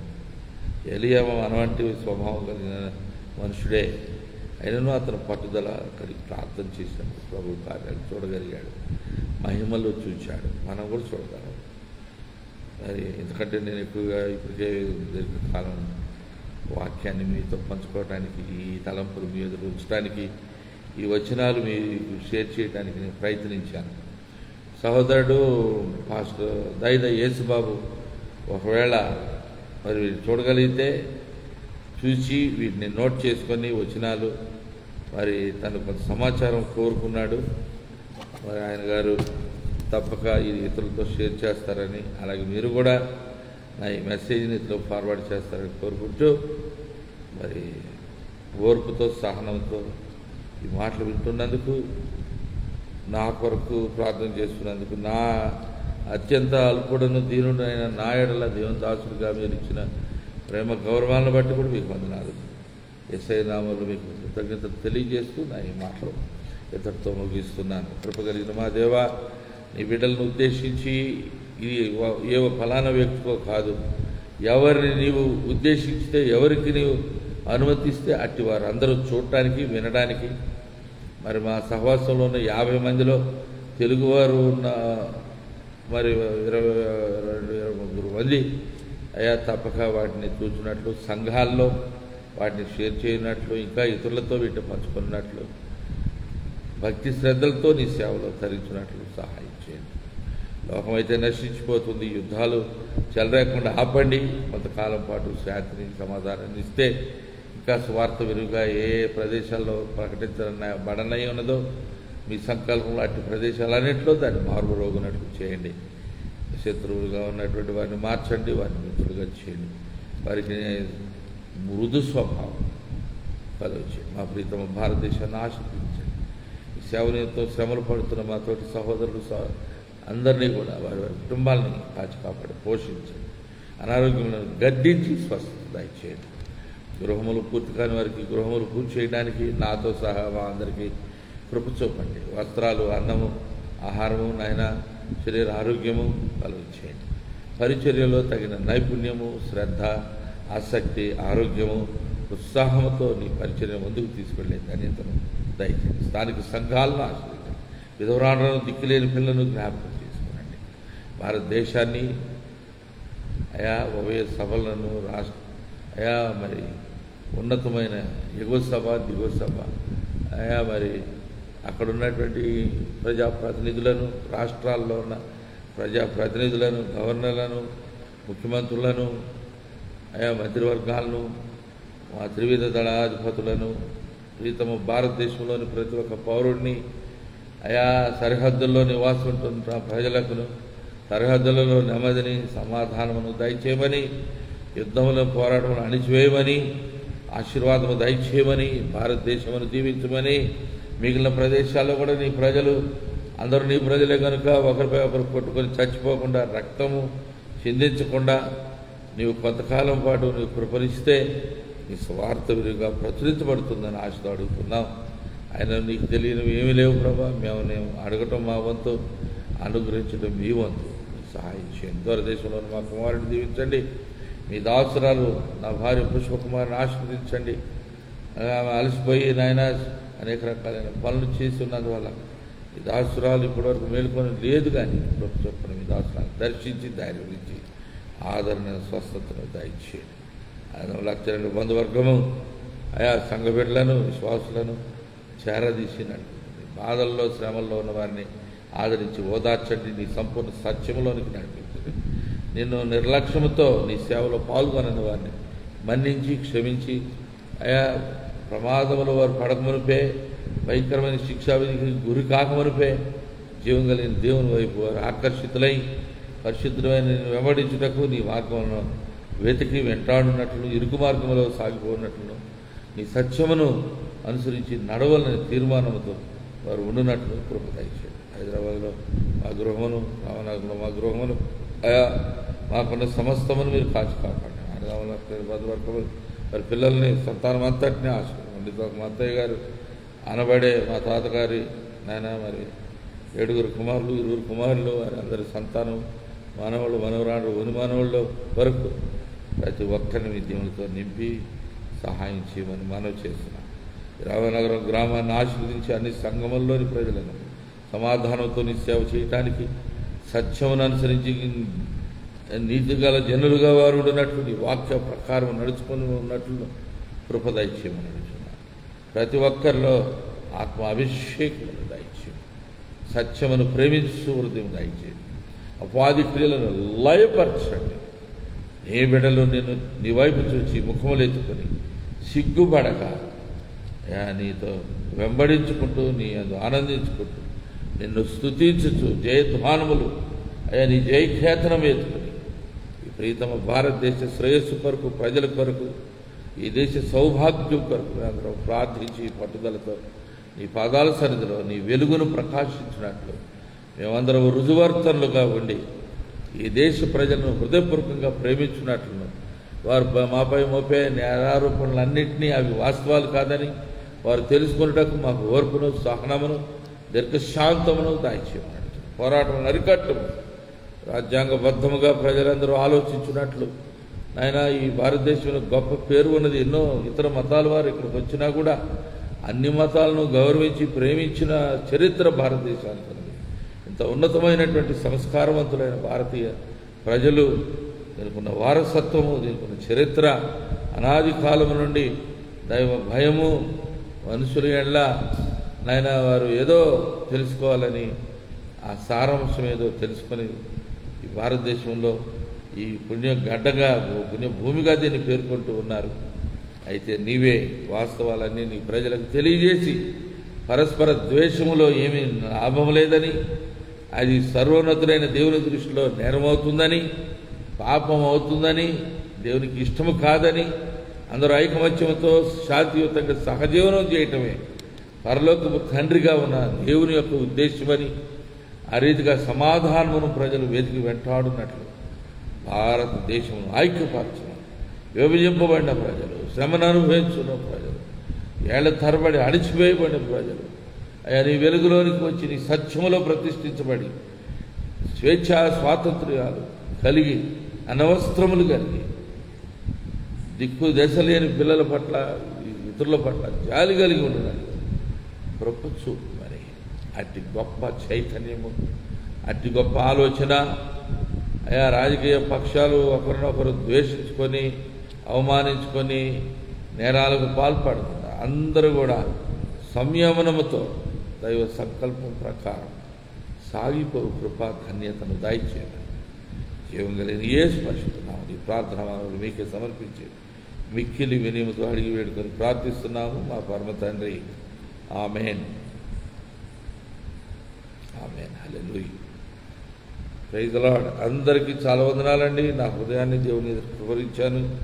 దేవుని వాక్యం నేను తెలిసిన కాడికి మీతో షేర్ చేశాను. దైవ చిత్తమైతే మీరు తప్పక ఈ కార్యక్రమాన్ని ఇతరులతో షేర్ చేయండి. తరచుగా నేను ఇలా రావడానికి ప్రయత్నిస్తుంటాను. పెద్ద హై క్వాలిటీ ఏమీ లేదు. ఈ వీడియో షూటింగ్ కానివ్వండి, మరి నేను కూడా ఏదో ఆకర్షణీయమైన మాటలు చెప్పడానికి నేను పెద్ద వేదాంతిని కాదు, లేకపోతే ఏదో ఆర్భాటం చేయడానికి. అయినా దీనుడైన నాకు దేవుడు అన్ని అవకాశాలు ఇచ్చారు. ఏదైతే గౌరవప్రదముగా ఎంచుకుంటున్నారో మనుషులు, వాటన్నింటినీ దేవుడు నాకు కూడా అనుగ్రహించారు. ఒక మంచి చరిత్రను ఇచ్చారు, ఒక సేవ అనుభవాన్ని ఇచ్చారు, కృప చూపించారు, వాక్యాన్ని చేతిలో పెట్టారు. దేశ విదేశాల్లో వర్తమానం అందించడానికి, సాక్ష్యం పంచుకోవటానికి, తరబేదు పొంది రావడానికి, అలాగే ఇక్కడ ప్రముఖ కళాశాలల్లో చదివి విద్యావంతులై దేవుని సత్యాలని నేర్చుకొని ఇతరులు నేర్పించాలని భారంతో పనిచేస్తున్నాం. మాకు పరిమితమైన వనరులు ఉన్నాయి, ఒక్కోసారి అసలు నిలుగా ఉన్నాయి. అయినా పర్వాలేదు. దేవుడే మన నిధి, దేవుడే మన బహుమానము, దేవుడే మా ఆశీర్వాదం. మా కొరకు ప్రార్థన చేయాలని, భాగస్వాములు ఉండాలని, ప్రేమ కలిగి మా నిమిత్తము మీ ప్రార్థన మనవుల్లో ప్రభు దగ్గర మా కొరకు ప్రార్థన చేయాలని కోరుకుంటూ, మేము కూడా ఎవరెవరైతే మాకు స్పందించి జవాబులు ఇస్తున్నారో, ఎవరైతే ఇక్కడ ఒక కామెంట్ చేస్తున్నారో అటు బిడ్డలందరి పేర్లను మేము నోట్ చేసుకొని కొన్ని పర్యాలు కొందరు ప్రార్థన చేస్తున్నారు, మా నిమిత్తం అని చెప్తున్నారు, కొందరు ఫోన్లు చేస్తున్నారు, మరికొందరు మెసేజ్లు పెడుతున్నారు. ఏదైనా దేవుడు మనందరినీ ఐక్యపరిచి సమాధానపరిచి ఆశీర్వదించునుగాక. చాలా వస్తున్నారు. God bless you and good night. వాస్తవానికి ఇది శుభోదయం. తెల్లవారిన తర్వాత మళ్ళా రేపు ఈ సమయం వరకు కూడా దేవుడు తన మెండైన కృపను మనకు తోడుగా ఉంచి నడిపించునుగాక. Amen. All the best to you beloved.